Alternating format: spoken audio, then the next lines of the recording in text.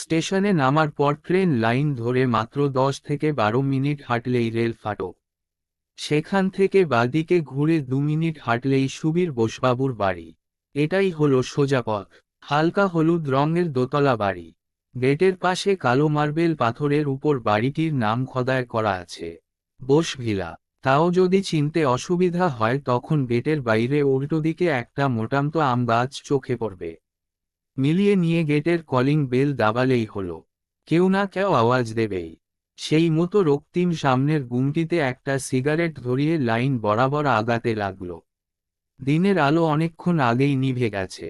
চাপ চাপ অন্ধকার ঢেকে ফেলছে চারিদিক। পরিষ্কার আকাশ, খই ছড়ানোর মতো তারাগুলো ফুটে আছে, তবে চাঁদের দেখা নেই।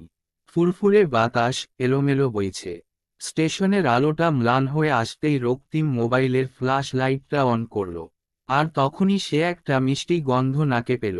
কি জানি কিসের গন্ধ। দুপাশে ঝোপঝাড় তো যথেষ্ট রয়েছে। রক্তিম সেদিকে একবার আলোটা ঘুরিয়ে দেখে নিল। হতে পারে কোন অজানা ফুলের গন্ধ। বসন্তকাল বলে কথা, এ সময় সবার মনে রং লাগে। ধনী গরিব, লতা হোক বা বনস্পতি, যৌবন কাউকে ছাড়ে না। সবাইকে সমানভাবে তার সুরভি মাখায়। আবার গন্ধটা দামি কোন ধূপেরও হতে পারে। পা বাঁচিয়ে অতি সাবধানে রক্তিম এগিয়ে চলেছে। আগে পিছনে দুদিকেই তাকাতে হচ্ছে। কোন দিক থেকে লোকালগুলো হুশ করে ঢুকে পড়ে বলা মুশকিল। সাবধানের মার নেই, তাই রক্তিম লাইনের ধার ঘেঁষে চলছে, যাতে ট্রেন দেখা মাত্রই চট করে সরে দাঁড়াতে পারে। সে যত সামনে এগিয়ে যাচ্ছে, গন্ধটাও তত তীব্র হচ্ছে। কিছুক্ষণের জন্য তো তার ভারী মাথাটা পর্যন্ত হালকা হয়ে গেল। অতক্ষণ ধরে রাজ্যের টেনশন তার মাথায় ভর করেছিল। মনে মনে ভেবে দেখল, এইবার যদি তার কাজ বসবাবুর পছন্দ নাই হয় তবু পরোয়া নাই। সে ঘুরে আবার চেষ্টা করবে। এই লাইনে এক চান্সে পাশ করা ভাগ্যের ব্যাপার। তার আগে অনেকবার ফেল হতে হয়। তবে মনটাকে ভাঙলে চলবে না। আরও না হয় কিছুদিন থিয়েটারেও নিজের অভিনয়টাকে শান দেবে। আগামীকাল বোসবাবুর টেলিফিল্মের কাজ শুরু হচ্ছে। সকালের মধ্যেও স্পটে পৌঁছানোর কথা। অথচ রক্তিম থাকে সেই 70-80 কিমি দূরে মফস্বলে। মোট 12 জন টিম। বাকিদের বাড়িগুলো আশেপাশে 5-6 কিমির ভেতরে। তারা সময়ের মধ্যেও পৌঁছে যেতে পারবে। একমাত্র তারই যত অসুবিধা, সমাধানটা বোসবাবু নিজেই বের করলেন। রক্তিমকে আগের দিন সন্ধে পর্যন্ত নিজের বাড়িতে আসার পরামর্শ দিলেন। রাতটা থেকে সকালে তার গাড়ি করে স্পটে গেলেই হবে। সেই মতো রক্তিমও বাড়ি থেকে বেরিয়েছিল। সন্ধ্যের আগেই তার বোসবাবুর বাড়িতে ঢুকে যাওয়ার কথা। কিন্তু বাদ সাধল ট্রেনের গোলযোগ। যে লোকালটা ধরব করে এসেছিল, সেটা আজ বন্ধ। অগত্যা আরও 2 ঘন্টা বসে থাকল স্টেশনে পরের লোকাল ধরার জন্য। সেটাও আবার 2 ঘন্টা লেট করে স্টেশনে পৌঁছালো। 7-5-এ তার এই অবস্থা। না হলে কিছুতেই অত রাত হয় না। বোসবাবুকে লাস্ট কল প্রথম ট্রেনটা যখন পায়নি তখন করেছিল। তারপর আর করেনি। উনিই বলেছেন, ফোন না করলেও চলবে, সোজা বাড়ি পৌঁছে যেন করে।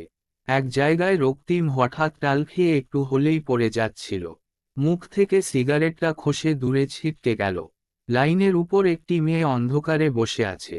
পরনে নীল পাড়, সাদা শাড়ি, কাঁধে স্কুল ব্যাগ, শরীরের সবটুকু শাড়িতে ঢাকা, শুধু মুখটুকু বাদে। যদিও মুখটা দেখা যাচ্ছে না, 2 হাঁটুর মধ্যে গুজে রেখেছে। তবু বয়সটা অনায়াসে অনুমান করা যায়, 18 থেকে 19-এর মধ্যে। মেয়েটি যে পায়ে আঘাত লেগে পড়ে গেছে, সে ব্যাপারে রক্তিম একদম নিশ্চিত। কারণ মেয়েটি হাত দুটোই করে আঘাতপ্রাপ্ত পায়ে মালিশ করছে। রক্তিম আলোটা মেয়েটির দিকে করেই সেটা একবার আশপাশে ঘুরিয়ে নিল। কেউ কোথাও নেই, শুধুমাত্র ঝিঝি পোকার ডাকটুকুই কানে আসছে। রক্তিম প্রশ্ন করল, কে তুমি? এই অন্ধকারে এভাবে বসে আছো কেন? উত্তরে মেয়েটি হাঁটু থেকে মুখটা তুলল। সেই দেখে রক্তিম একটা বর্ষর বিদ্যুতের শক খেল। মনে হলো মেয়েটির মুখে কোন চামড়া নেই। রক্তাক্ত একটা মুন্ডি, টস টস করে কাঁচা রক্ত মাটিতে ঝরে পড়ছে। মুহূর্তে শরীরের প্রতিটা লোম কাটার মতো দাঁড়িয়ে গেল। সেটা মাত্র কয়েক সেকেন্ড। তারপর আবার রক্তিমের ঘোর ভাঙল। মেয়েটি বলে উঠল, ট্রেন লেট ছিল বলে সোজা পথ ধরে তাড়াতাড়ি বাড়ি পৌঁছানোর জন্য হাঁটছিলাম। হঠাৎ শাড়ির পার লেগে দুম করে পড়ে গেলাম। পাটা মুচকে গেল, হাতের মোবাইলটাও কোন দিকে ছিটকে গেছে। পাচ্ছি না, সাহায্যের জন্য কাউকে ডাকারও উপায় নেই। সেই থেকে অসহায়ের মতো অন্ধকারে পড়ে রয়েছি। ভাগ্যিস আপনি এই পথ ধরে এলেন, না হলে সারা রাতটা আমাকে বোধহয় এভাবেই কাটাতে হতো। পায়ে অত ব্যথা যে ভর দিয়ে উঠতেও পারছি না। রক্তিম মনের ভুলটা পুরোপুরি কাটিয়ে উঠল। মেয়েটি আসলে অপূর্ব সুন্দরী, আর সেটা দেখামাত্রই রক্তিমের বুকে একটা ভালো লাগার শিহরণ খেলে গেল। মোবাইলের ফ্ল্যাশ লাইটে মেয়েটিকে অত অপরূপ লাগছে যে রক্তিম চোখ সরাতে পারল না। এমন নির্জন, অন্ধকার এক মায়াবী রাতে একজন সুন্দরী মেয়ের সাহচর্য পাওয়া তো ভাগ্যের ব্যাপার। এমন দিন যে তার রুক্ষ জীবনে কখনো আসবে কল্পনাও করেনি। মেয়েটির যেমন টানা চোখ, তেমনই নাক আর ঠোঁটের আকৃতি, সব যেন ঈশ্বর সময় নিয়ে গড়েছেন। রক্তিম তো সেই দিলবালে সিনেমায় অন্ধকারে মাচিস কাঠির আলোতে অজয় দেবগনের দেখা রবিনা ট্যান্ডনের মুখটা মনে পড়ে গেল। অবিকল সেই রকম দেখতে মেয়েটি। রক্তিম তাই মেয়েটির জন্য ব্যস্ত হয়ে উঠল। কাছে গিয়ে ঝুঁকে দেখল, সত্যিই মেয়েটির পাটা মুচকে অল্প বেঁকে গেছে। রক্তিম বলে উঠল, ইস, সত্যিই তো। 1 মিনিট, বলেই মেয়েটির পাটা ধরে টেনে সোজা করতে লাগল। মেয়েটি যন্ত্রণায় চেঁচিয়ে উঠল। রক্তিম সাবধান হয়ে থেমে গেল। একা তো রাত, তার উপর মেয়ে চিৎকার শুনতে পেয়ে কেউ এসে পড়লে একটা মারও মাটিতে পড়বে না, সবকটা তার ঘাড়েই পড়বে। তাই বলে উঠল, এখন উপায়? আপনাকে তো কোনো রকমে ডাক্তারখানা পর্যন্ত নিয়ে যেতে হবে। আপনি তো দেখছি এক পাও নড়তে পারছেন না, আর পা টেনে সোজা করারও উপায় নাই। মেয়েটি সে কথা শুনে আফসোসের গলায় বলে উঠল, কি আর করবেন, যান তাহলে। আমি এভাবে একা পড়ে থাকি সারা রাত। পরক্ষণেই মেয়েটি সুর পাল্টে আবার বলে উঠল, কিন্তু একটা কথা বলুন তো, আমার জায়গায় যদি আপনার গার্লফ্রেন্ডের এরকম অবস্থা হতো, আপনি কি একথা বলে চলে যেতে পারতেন? কথাটা শুনে রক্তিমের বুকে আর একটা রক্তের ঢেউ ছলক করে উঠল। তার 25টা বসন্তের ফুল একসাথে মাথা দুলিয়ে নেচে উঠল। রক্তিম দুঃখী গলায় উত্তর দিল, সরি ম্যাডাম, আমার কোনো প্রেমিকা নেই। আসলে কাঠ বেকার তো, থিয়েটার করে বেড়ায়। অল্প অভিনয়টা শিখেছি, এটুকুই যা গুণ। তাই কোনো মেয়ে সাহস করে হাত ধরেনি। মেয়েটি নির্দ্বিধায় তার একটা হাত রক্তিমের দিকে বাড়িয়ে দিল। সেই হাতটার দিকে তাকিয়ে রক্তিম আবার একবার চমকে উঠল। যে রক্তটা এতক্ষণ ধরে নাচ করছিল, এখন তা বুকের মধ্যে জমাট বেঁধে গেল। একটা বীভৎস রকমের লোমস তীক্ষ্ণ নখওয়ালা কালো হাত চোখের সামনে ভেসে উঠল। মনে হলো এটা একটা নরখাদক কোন জন্তুর হাত। মাত্র কয়েক সেকেন্ড, আবার চোখের ভ্রম মিটে গেল। মেয়েটি একই রকমভাবে হাতটা বাড়িয়ে বসে আছে। ঠিক হাত নয়, যেন কোন দৈব তুলি। এতটুকু কোথাও খুঁত নেই। হাত থেকে সোনা গলে গলে পড়ছে, তেমনি সরু শালুক ডাঁটার মতো আঙুল। রক্তিমের বুকে রক্ত গলে আবার উথল পাথাল শুরু করল। মেয়েটি অল্প হেসে বলে উঠল, কেউ হাত বাড়ায়নি তো কি হয়েছে? আজ থেকে আমি না হয় তোমার গার্লফ্রেন্ড হলাম। কই ধরো হাত, শুধু ধরা নয়, কোলে উঠিয়ে নিয়ে চলো আমায়। রক্তিমের মনে হলো সে কোন স্বপ্নের দেশে হারিয়ে যাচ্ছে। এতদিন ধরে নিজের উপর জমে থাকা অভিমানের পাহাড়টা নিমেষে ধুয়ে মুছে পরিষ্কার হয়ে গেল। নিজেকে বলিউডের কোনো হিরোর থেকে কম মনে হচ্ছে না। মেয়েটিকে দুহাতে তুলতেই রক্তিমের খেয়াল হলো, এতক্ষণ ধরে যে একটা মিষ্টি গন্ধ ভেসে আসছিল, সেটা আসলে মেয়েটির গায়ের সুগন্ধ। সেই মন মাতানো গন্ধ আর মেয়েটির ফেনার মতো শরীরের স্পর্শে রক্তিম আচ্ছন্ন হয়ে পড়ল।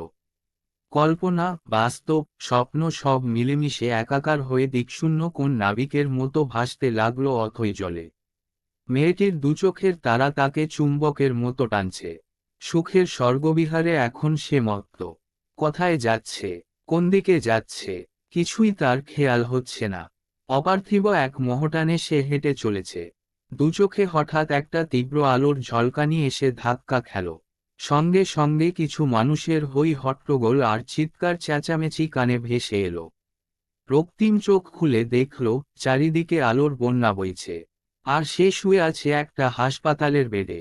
দুজন ডাক্তার চিন্তিত মুখে তার দিকে চেয়ে রয়েছেন। তাদের একজন শান্তভাবে বলে উঠলেন, বলো তো আমি কে? রক্তিম বলে উঠল, নিশ্চয়ই ভগবান। অন্যজন তার কথা শুনে অল্প হাসলেন।